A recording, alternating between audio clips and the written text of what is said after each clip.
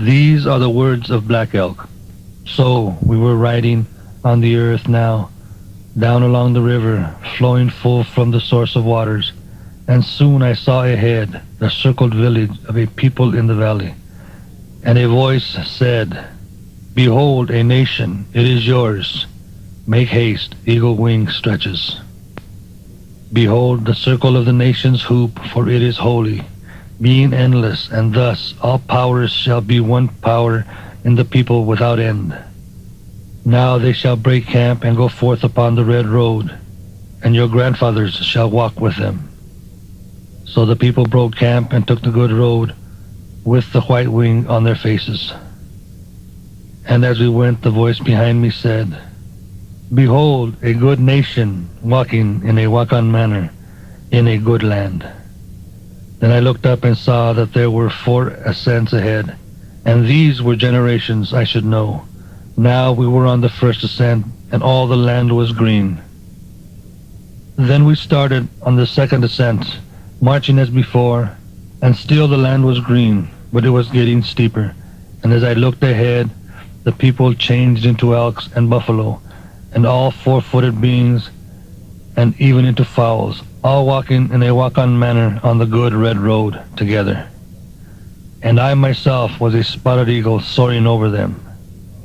Then all the marching animals grew restless and afraid that they were not what they had been, and began sending forth voices of trouble, calling to their chiefs. I saw that leaves were falling from the walk-on tree, and the voice said, "Behold your nation, and remember what your 6 grandfathers gave you, for thenceforth your people walk in difficulties."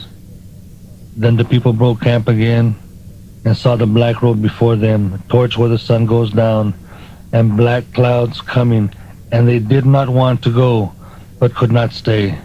And as they walked the third ascent, all the animals and fowls that were the people ran here and there, for each one seemed to have his own little vision that he followed and his own rules. And all over the universe I could hear the winds at war like wild beasts fighting. And when we reached the summit of the third ascent and camped, the nation's hoop was broken. Then when the people were getting ready to begin the fourth ascent, I looked down. The people were all changed back to human, and they were thin, their faces sharp, for they were starving.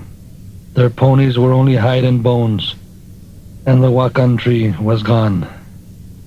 I saw a sacred man who was painted red all over, and he lay down and rolled, and when he got up, it was a fat buffalo standing there.